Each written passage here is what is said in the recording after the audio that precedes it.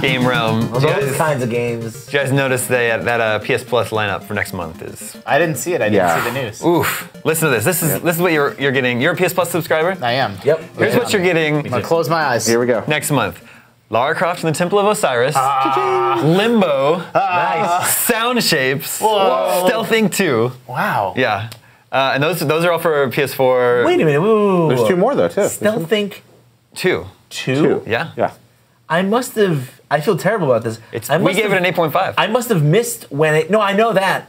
I must have missed when it came to Sony platforms because Stealth Inc. original was on Sony platforms. Stealth Inc. 2 debuted on Wii U. Right. Yeah. And I wasn't aware that Well, it had made its. But sometimes for PS Plus, they're free from day one. So maybe it's. Oh, just so coming maybe out. it's launch. Yeah. Maybe it's launch, launching. I love that franchise. That Yep. franchise is completely. That was one of my last reviews as a freelancer for IGN before I came on full time. It's still one of the highest scores I've ever given out. I think like everything about that game, from the art design to the atmosphere and the mechanics and the way the puzzles are organized and laid out, is just totally masterful. Yeah. If you have not played Stealth Inc., the original, or as it was known on PC, Stealth Bastard.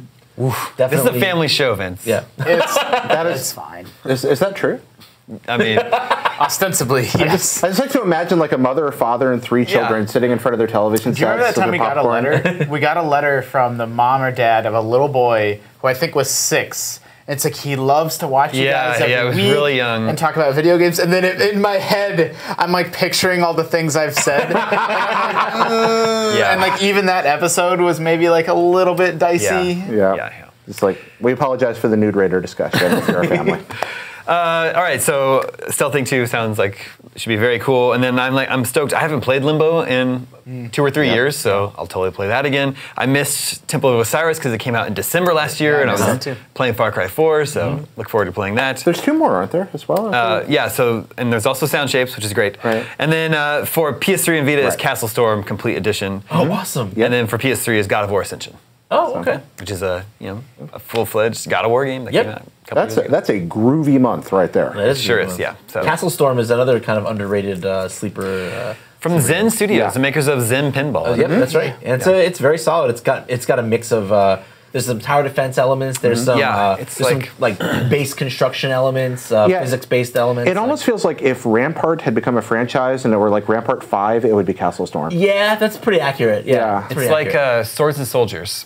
So where that stuff makes me 2D, think of, 2D sending troops out to overwhelm the other. But then there's also the mechanic where you're firing, arrows and spears and boulders at the enemy castle and trying to bring it down. and then that castle is like deforming by it's all physics based it deforms, and you build your castle with different rooms, and the idea is like the more different rooms I have, the more different units and abilities I have access to, but maybe it's not as structurally, sound as something that has fewer options, but a little more armor and a little more meaty. So it's interesting, interesting dynamic to that game. Yeah, it's a cool game. Man, you mentioned Rampart though. Yeah. What would a modern day Rampart be like? Castle Storm.